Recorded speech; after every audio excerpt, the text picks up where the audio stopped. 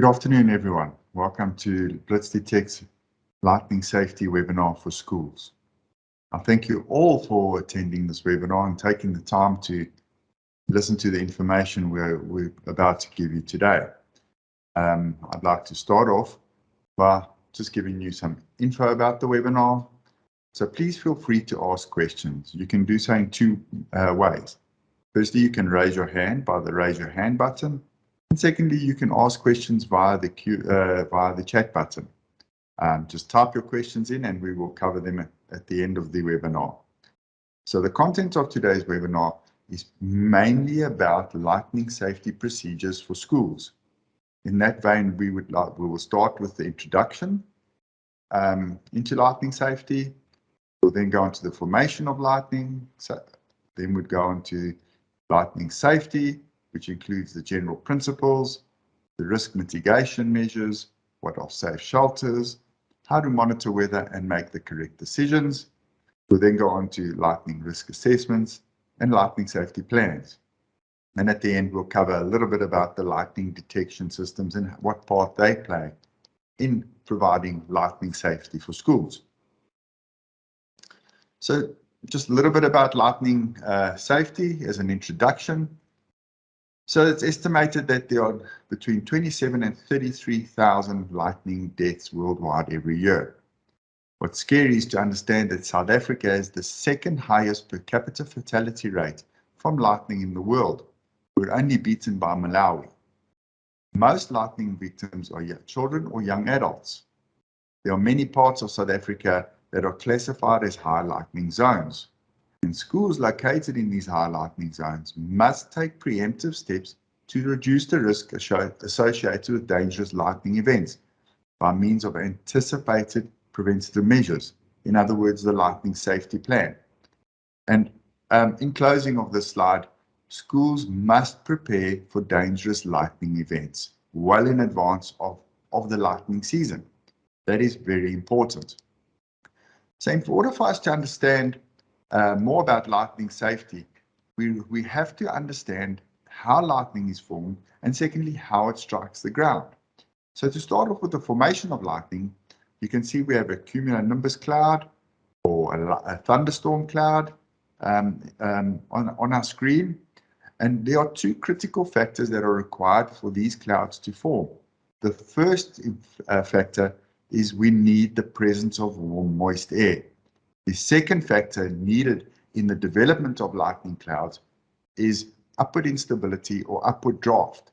So what tends to happen is that the warm, moist air gets swept up by these upward drafts or the upward instability from the lower levels of the cloud right up into the atmosphere, about 10 kilometers into the atmosphere, and they cool down and drop down.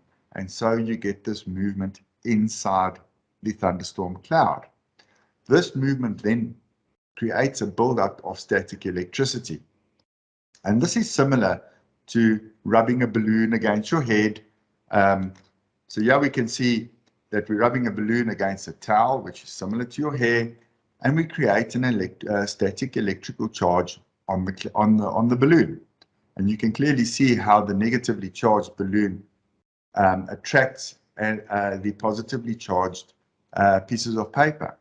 The same thing happens in the cloud. So in order for the static electricity to build up, we need warm, moist air, and we need this upward draft or upward instability. And here you can see the warm, moist air being swept up to very high levels, approximately 10,000 meters into the atmosphere, 33,000 feet. That is the kind of height that passenger airlines travel at. It's very cold at those altitudes, between -30 and -40 degrees Celsius.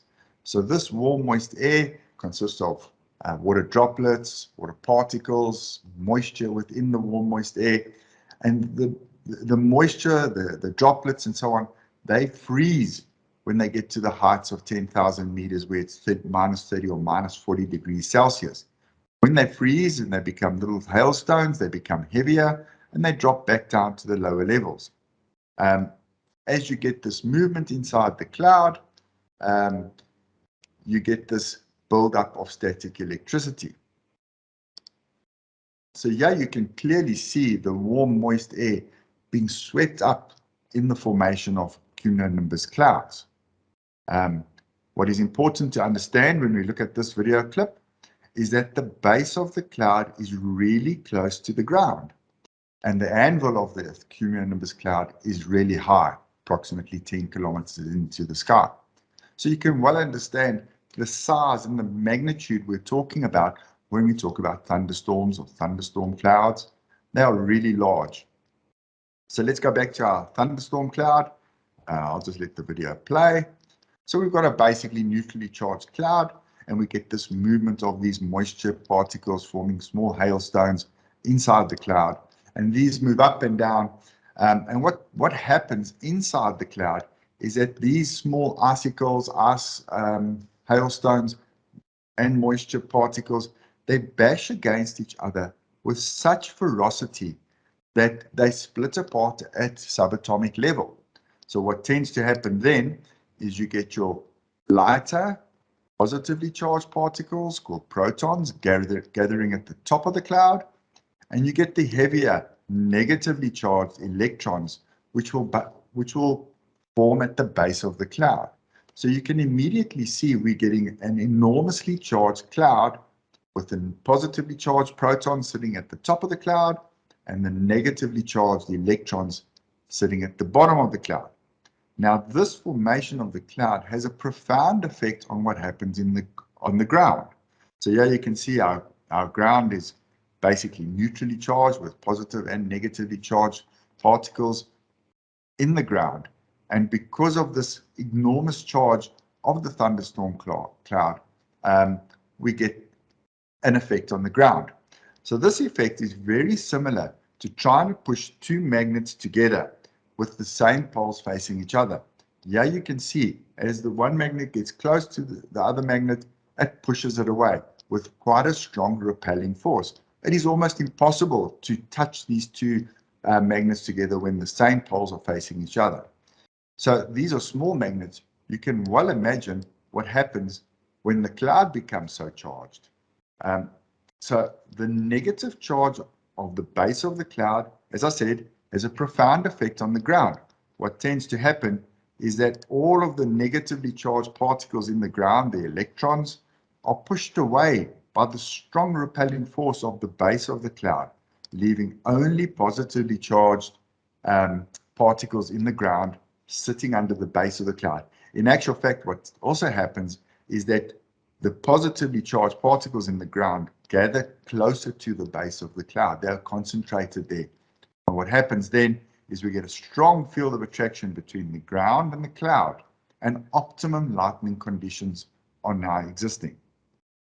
Now that we know how thunderstorm clouds are formed, we need to understand how lightning actually strikes the ground. Here we have a lightning protection mast that is protecting the thatch structure. If we pick up where we left off, we have a vastly negatively charged base of the cloud, and we have a positively charged ground. In between the cloud and the ground, we have this enormous field of attraction. What happens now simultaneously is we get the development of downward leaders. These travel from the base of the cloud towards the ground.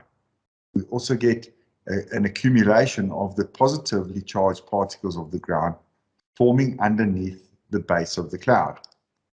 As these downward leaders grow and develop towards the ground, they follow the path of least resistance.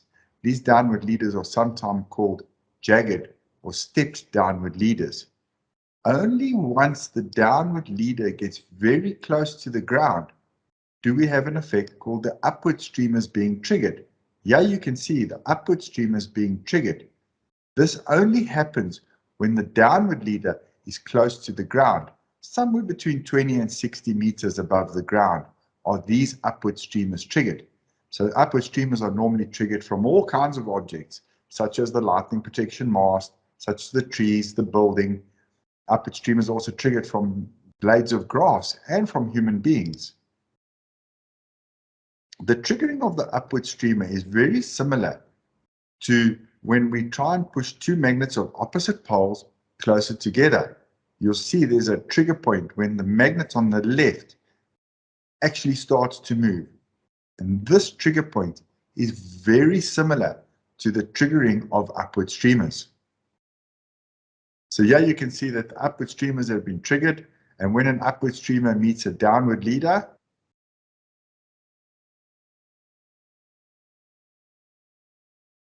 what is important to understand is that not all upward streamers meet the downward leader.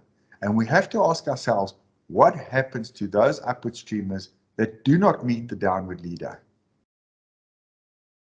Here you can clearly see the downward leaders being formed, growing towards the ground, upward streamers are. Then we have a flash where lightning struck the tree, a common event. See the downward leaders, upward streamers triggered, flash. Look carefully and you'll see over here that the upward streamer from that point did not meet the downward leader. And this has a critical role to play in understanding lightning safety for people. So we can count the amount of lightning that happens around the world. The lightning flash index shown here is the worldwide flash index. And if we look at the key on the left-hand side, starting from the gray areas, which are very low lightning areas, up to the light blue areas, which are extremely high lightning areas. The lightning flash index is recorded in lightning events per square kilometer per year. As you can see, most of the lightning in the world is situated around the equatorial regions of the world. And this is for good reason, because there is much more warm, moist air around the equator than in the higher or the lower latitudes of the world. If we look at the lightning flash density map for South Africa, sitting on the right-hand side of your page, have a look at at the key. If we start with the white areas, being Cape Town, for example, very low lightning ground flash density in Cape Town. In actual fact, the ground flash density for Cape Town is 0.1 strikes per square kilometer per year. If we go to the top of the key, the brown areas, that being Piet Retief, is the highest lightning flash density area in South Africa, with a lightning ground flash index of 35.4 strikes per square kilometer per year. If we take Gauteng, in Johannesburg, the lightning flash index, which is in this orange type of area, is 13.4 strikes per square kilometer per year. So lightning safety for schools is imperative for schools that are located in high lightning zones. So if we look at the map, any area from the dark green all the way up to the brown would necessitate some kind of lightning safety measures for the school. Schools also need to enhance lightning safety measures if they host outdoor sports or outdoor cultural events. It's very important for the school to be prepared because you can save lives. Schools have a moral and legal obligation to ensure the safety of learners and visitors to the school. Education and preparedness are key in minimizing the risk and reducing the number of fatalities or injuries that occur at schools. I know we read every year of school children being struck, injured, or killed by lightning, and that's why it's important for you to prepare before the lightning season and have your lightning safety procedures in place well in advance of any storms that could occur. So this is a lightning fatality map for the world. And if you look at the bottom corner here, this is the amount of fatalities per million per year. And you can see that South Africa, Zimbabwe, and Malawi are the highest, record the highest fatalities anywhere in the world. This is quite unfair because the areas marked in white, there is no data. And we suspect that Central African countries have much higher lightning fatality rates than we do in South Africa. A little bit about lightning safety. Did you know that the chance of being struck directly by lightning is 1 in 12,000, which is soon to become 1 in 8,000? This is because the amount of lightning in high lightning zones is increasing, and this is due to climate change. The estimated deaths from lightning is somewhere between 27 and 33,000 people every year. 90% of all lightning victims survive, often with a disability. And I can tell you that research has shown that of all the lightning victim survivors, 25% of these people try to commit suicide within 5 years after the lightning event. Human victims often have a strange rash on their skin called the Lichtenberg figures, and here you can see it over here. Okay. Some truths about lightning safety. First and most importantly, there is no place that is outside that is safe from thunderstorms. All outdoor activities are unsafe.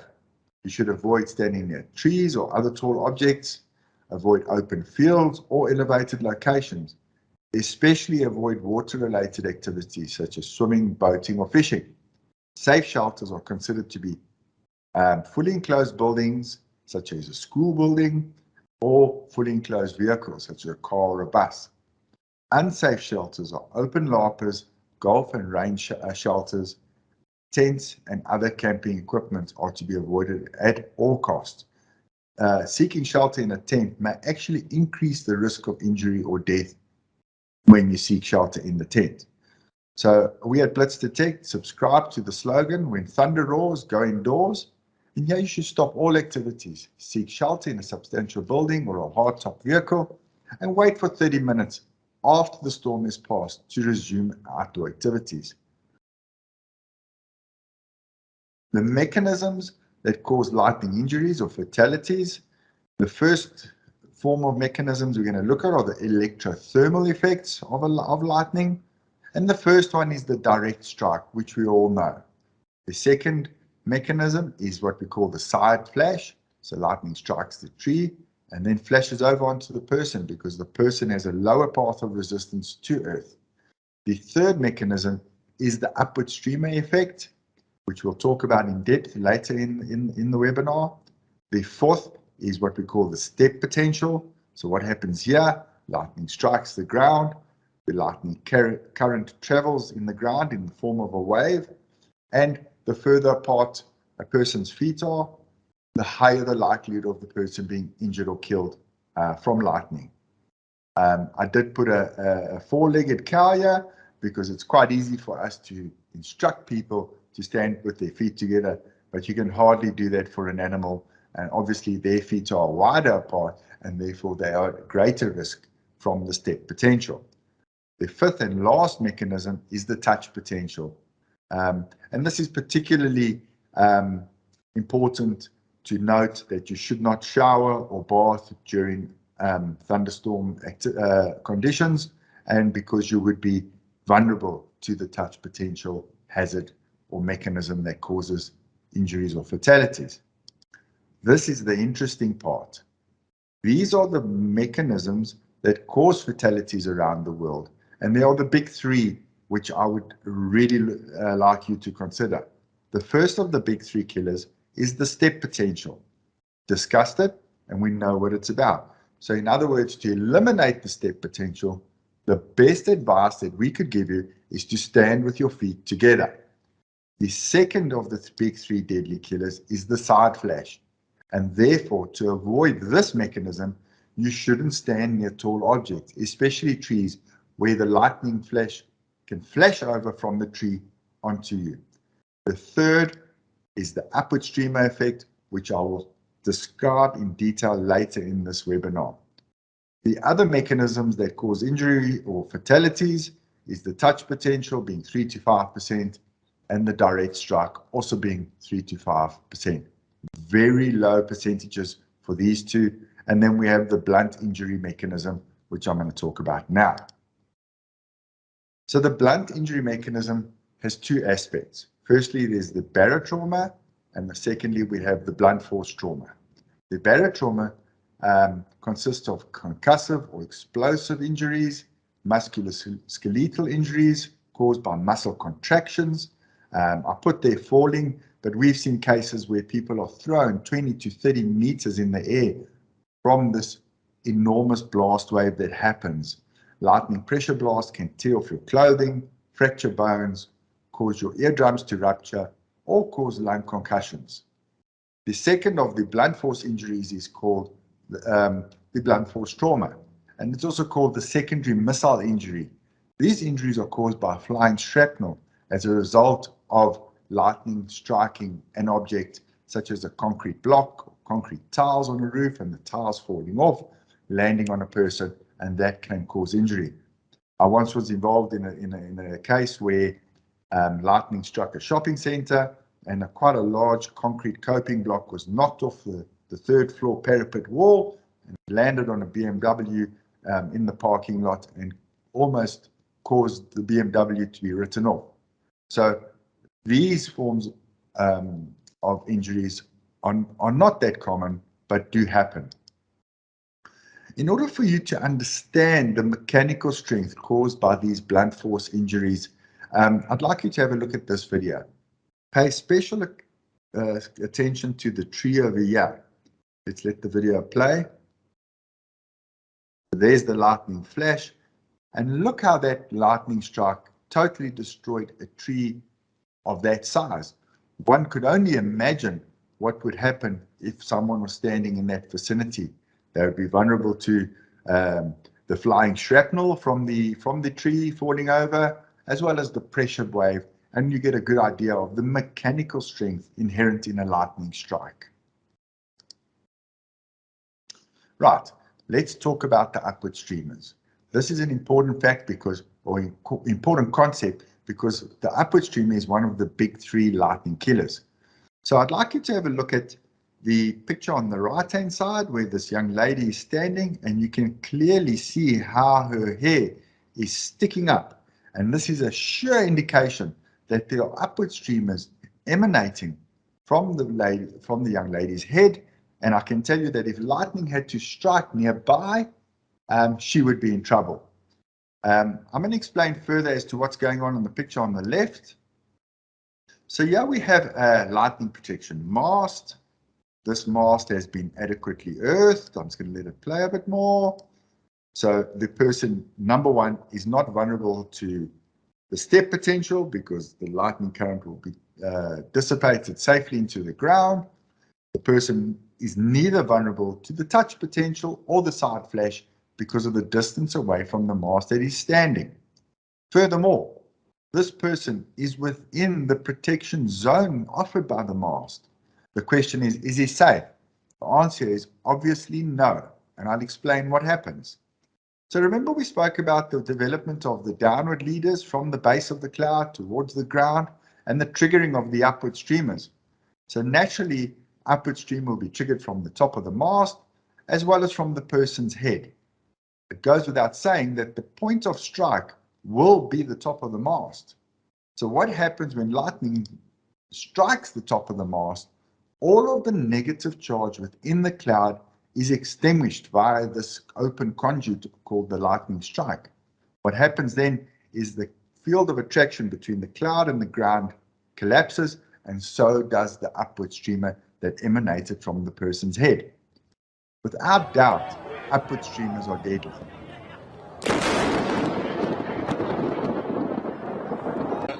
Bolt of thunder, and the players have gone down on the pitch.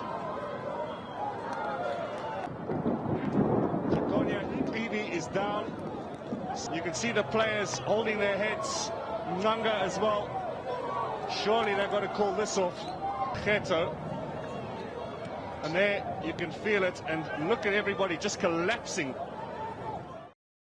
So as you noticed in the video, all of these soccer players were holding their heads, which is a sure indication that the upward streamer caused these injuries.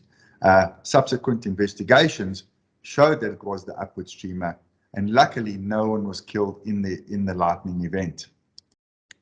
Okay, so what not to do when lightning conditions are around?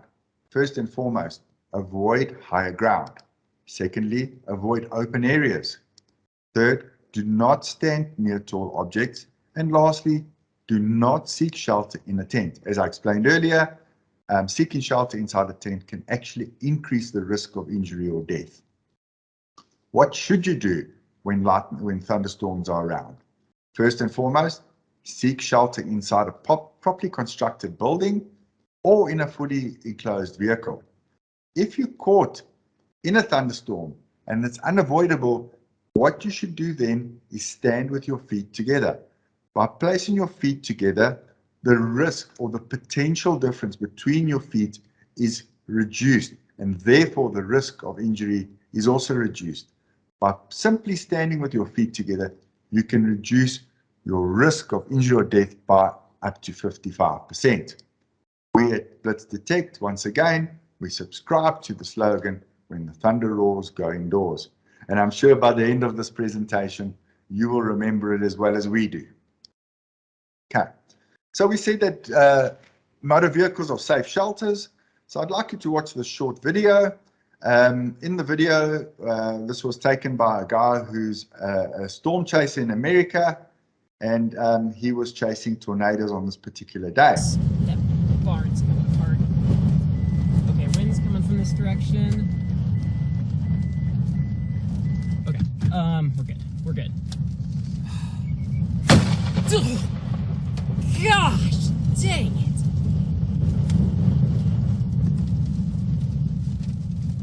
Did that just... Wow.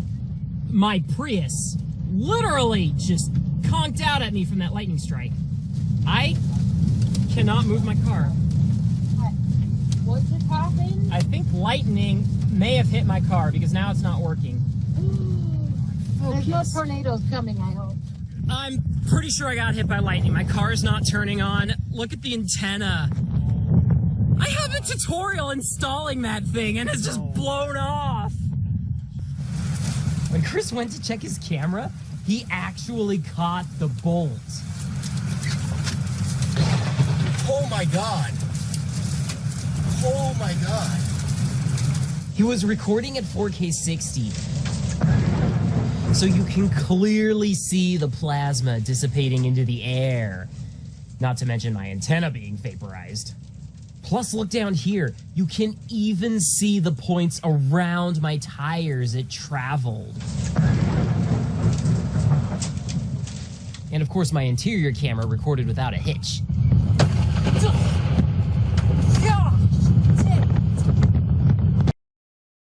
Yeah, so what we can take out of this video is, number one, you are safe in a fully enclosed vehicle. Number two, your vehicle may not survive the event, but most importantly, you can see how quick this all happened in literally microseconds. And that to me displays the importance of being prepared before lightning season. We need to prepare for these events because it happens so quickly. Okay, so some preventative measures advice. Number one, when thunder roars, go indoors. The most important safety rule when thunderstorms are moving over an area is to seek shelter immediately. A shelter should be a fully enclosed, substantial building. This means a brick building, fully enclosed, with preferably a cement floor, such as a clubhouse, a change room, or a school building, or a purpose-built lightning safety shelter. Another important rule is to seek shelter well before lightning occurs and to remain indoors until the storm has passed. One can use what we call the flash to bang theory, when you count the seconds between when you see the lightning flash to when you hear the thunder roar. And if one counts 30 seconds or less between the lightning flash and when you hear the thunder, one is at extreme risk and should seek shelter immediately. Another important point to remember is that lightning tends to occur ahead of the storm as well as behind the storm. Therefore, one needs to remain in the shelter until the storm has receded a safe distance. And that's why in our slogan, when thunder roars, go indoors, we recommend that you should remain in the safe shelter for at least 30 minutes until the storm has passed. Okay. General principles about lightning safety. Number one, and that's why it's in orange, no place outside is safe from lightning. Remember we spoke about the upward streamer effect? This is the reason why.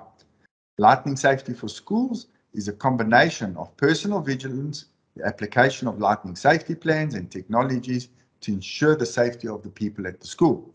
Schools should have a lightning detection system that is used in conjunction with a lightning safety plan and personal vigilance to ensure that people move into these safe shelters long before the storm arrives. In general, lightning threats extend outward from the base of the thunderstorm cloud for about 20 kilometers. And when lightning strikes within 10 kilometers of the school, one is at extreme risk and learners should be moved to safe shelters. All clear signals are just as important as these evacuation signals, and you should avoid resumption of these outdoor activities at the school until it is safe. Do not let people go out too early. It's a common mistake, and people get injured by resuming activities too early. And remember, stopping an activity is never convenient. Okay, so how do we monitor weather and make the right decisions under lightning conditions?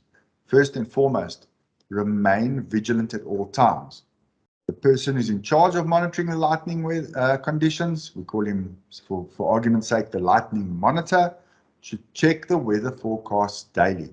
This is important because you can get pre-warning whether thunderstorms are forecast to happen in the afternoon. So, for example, if the weather forecast says that isolated thunderstorms are forecast for the area, we know there's a small chance of lightning happening. If the weather forecast says that there are scattered thunderstorms forecast, then we know there's a high probability and you can be prepared well before the event ever happens. Also quite important to know and to understand the weather patterns in your area, understand where the storms come from and understand how fast these storms can develop.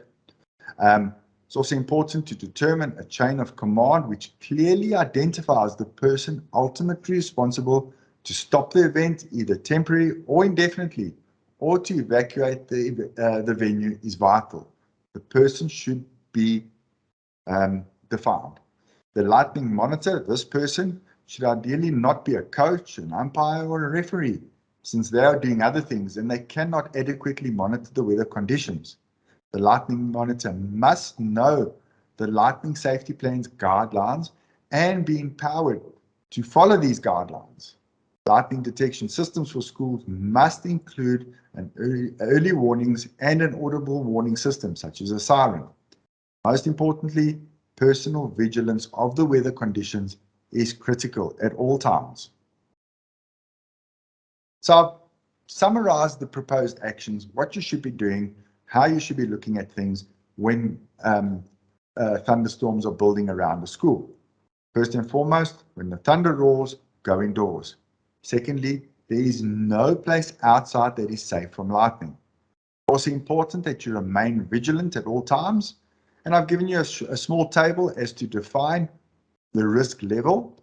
So, for example, if lightning is within 20 kilometers of the school, that is considered to be a risk, and the lightning monitor should remain vigilant and carefully and closely watch the changes in weather conditions. If lightning is within 10 kilometers of the school, that is considered to be an extreme risk, and people should seek shelter immediately. If the lightning siren sounds via the lightning detection system, also considered to be extreme risk, and people should seek shelter immediately as well. Okay. Risk assessment and lightning safety plans. The lightning risk assessment is extremely important, and lightning risk assessments in accordance with SANS 62305 Part 2 are recommended to provide definitive answers as to the risk inherent to the school. Only once all of the associated risks have been considered can the lightning safety plan be developed. The risk assessment shall consider the lightning ground flash index. So is the school located in a high lightning zone? The geography of the site. Is the school located, for example, on the top of a mountain or in an urban or a rural environment? The evacuation routes and the time it takes to evacuate people into the safe shelters, that must be considered. The location and identification of safe shelters is important, and the presence of a lightning detection warning system also should be considered as part of the risk assessment. The lightning safety plan, once again, should take into account the site-specific geography, the evacuation routes, the identification of safe shelters, and the formulation of these alarm areas to ensure safe evacuation to the shelters. Okay. A little bit about lightning detection and early warning systems. The employment of a professional lightning detection system vastly reduces the risk associated with dangerous lightning events at schools. Lightning detection systems should allow for the meticulous monitoring of these weather conditions around the school. They should give adequate warning or early warning of impending thunderstorms, and they should provide reliable alerts for the suspension or the cancellation and after the resumption of these outdoor activities. What's important to understand is the lightning detection system must form part of the lightning safety plan. Principles of lightning detection. It is important that the lightning detection system can detect both cloud to ground lightning, which is the deadly occurrence, as well as intercloud lightning. The detection of both cloud to ground as well as intercloud lightning is essential in defining what the thunderstorm cell looks like. The detection of intercloud lightning provides valuable information about the size, the speed, and the direction of these thunderstorm cells, the severity of these thunderstorm cells, as well as it gives prediction of hail, flooding, or high winds. So it is very important that the lightning detection system you employ must be able to efficiently detect cloud to ground as well as intercloud lightning. Okay. So there are two standards which basically define how lightning detection systems must be employed. And the first one is the SANS 62858 standard, which deals with lightning location systems. In other words, lightning detection systems. And this defines the requirement of the lightning detection system. In order to meet these requirements of SANS 62858, the minimum requirements in lightning detection accuracy and efficiency must be met. So in other words, lightning detection systems are basically measured by two parameters, the lightning detection accuracy and the lightning detection efficiency. And I'll talk about them in a moment. In order for the lightning detection system to comply with this South African national standard, this lightning detection system must be validated on an ongoing basis. And this validation method is either via network self-reference, tall object studies, video camera studies, and into comparison with other lightning detection networks. We at Blitz-Detect are proud to inform you that we are part of the Johannesburg Lightning Research Laboratory project, which is run by the Wits University. And what they did there is they've got two actual physical lightning detectors, one on the Brixton Tower and one on the Hillbrow Tower. They've also got these high-speed cameras pointed at these towers. So when lightning strikes these towers, which it does often, the lightning detectors record these events and the high-speed cameras record them as well. We are then able to go back and look at the data supplied by the Blitz-Detect system and compare them with these known lightning strike events. And this is an important measure in continually validating the lightning detection system. The continual validation of lightning detection systems is critical to the performance and therefore the safety of schools. So the SANS 62858 standard gives the following minimum requirements. Remember, we said there were two factors. The first factor is detection location accuracy, and the standard says that on average, this detection accuracy should be not greater than 500 meters. We at Blitz-Detect are proud to inform you that our average detection accuracy is around about 75 meters, and in our high accuracy zones, this is more like 10 to 20 meters on average. The second and most important or more important factor is the lightning detection efficiency. So the 62858 standard says that all lightning detected should amount to 85% of all lightning that occurs. At Blitz-Detect, we are proud to inform you that our lightning detection system is able to detect 99% of all lightning strikes. So therefore, employing a system with better accuracy, higher efficiency, results in better safety of the facilities that employ our system. The second SANS standard is SANS 62793, and this deals with thunderstorm warning systems, in brackets TWS. And this defines the requirements of the alarm area sizing for the thunderstorm warning systems. In order to define the size of the applicable alarm area for a facility, a lightning risk assessment shall be conducted for each and every facility. The risk management for application of the thunderstorm warning system shall consider a wide range of situations. Only once the risk assessment, which we explained earlier, has been conducted, can the lightning safety plan, as well as the appropriate alarm area sizes, be defined. Alarm area sizes are defined by three main parameters. Number one, how long does it take to evacuate people to the safe shelters? Number two, the location of these safe shelters. And number three, we need to be able to provide a very low failure to warn ratio. The standard says a maximum of 10% to ensure the safety of people. I will talk as to what the picture on the left says on the next slide. So here we have the alarm areas as per the SANS 62793 standard, and I'll explain further. First, we have the target area, which is TA, that's our school. The second area we have is the surrounding area, which is the area immediately surrounding the school. The third area is the monitoring area, which is defined by the evacuation time needed. And the fourth area is the coverage area, which is general coverage around the school. So I'll explain further. What happens if we turn this upside down and we look at a sectional view of these alarm areas? Here we can see our, I'm just going to pause it for a sec.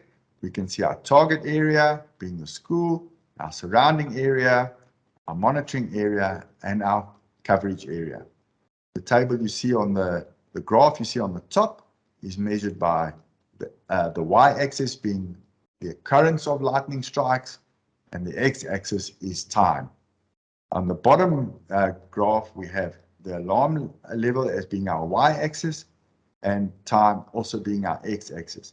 So as time goes and lightning starts happening, so the alarm level will change.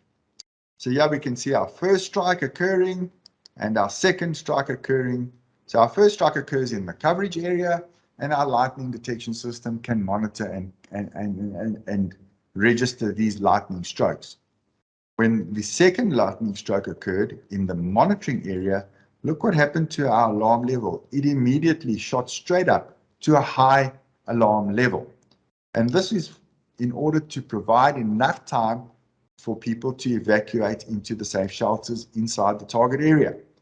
So well before any strike occurs in the surrounding area immediately around the school, people should have evacuated into the safe shelter, and this lead time defines the size of the monitoring area. Let's carry on and watch our storm go past. In other words, people should be well within the safe shelters before it strikes in our target area, and they should remain inside these safe shelters, inside the target area, until the storm is well past. What I want you to note here is that the lead time or evacuation time is much shorter than the time to clear. And this is, as we said, because lightning tends to happen before the storm arrives, as well as after the storm has passed. And these are the principles we employ at Blitz-Detect in accordance with the SANS standards. We at Blitz-Detect employ the guidelines as provided by SANS 62793. And there's our school, there's the outline of our school. I'm just going to pause it for a sec. So the coverage area as a standard by Blitz-Detect is 250 kilometers around the school. The surrounding area is monitored by what we call the pre-warning alarm area, and the monitoring area is defined by our acute warning alarm area. So if we let the video play, yeah, you can see our pre-warning alarm area, which is normally set to a 1 kilometer buffer around the school, and our acute warning area for schools is kept to a minimum of 10 kilometers. Sometimes if the evacuation times are longer, then the acute warning area size would increase. The pre-warning alarm area monitors our tracking and prediction functions. So I'll explain a bit further. If you look carefully, you see this red shaded area. That is the storm cell where it is sitting right now. All the dots you see are actual lightning strikes, and these lines you see traveling away from this red shaded area are what we call nowcasting or tracking and prediction lines, and they are always in 10-minute intervals. In other words, this thunderstorm cell will travel here in 10 minutes, 20 minutes, 30 minutes, 40 minutes, 50 minutes time. As soon as the prediction lines intersect the pre-warning alarm area, the school will get a warning, a pre-warning of the storm, of the impending storm coming up to an hour or an hour and a half before the storm actually gets to the school. The acute warning area monitors lightning flashes inside the acute warning area. And if there are any flashes inside the acute warning area, then immediate sirens are triggered. So once again, you compare the way Blitz-Detect sets up our alarm areas and using the guidelines as based upon SANS 62793. So to show you what it looks like in real terms, this was a storm that we recorded on the 17th of November last year, time about 5 to 4 in the afternoon. And here we have two golf courses. The first golf course, which I'm outlining now, is Eagle Canyon Golf Course, and that's the acute area for Eagle Canyon. And the smaller gray area over here is the pre-warning alarm area for Eagle Canyon. The second golf course is Rand Park, which I'm outlining now. This is their acute warning area, and that small gray area inside is the pre-warning alarm area. So if we let the video play, you will see as the storm travels over. I'm just going to pause it for a sec.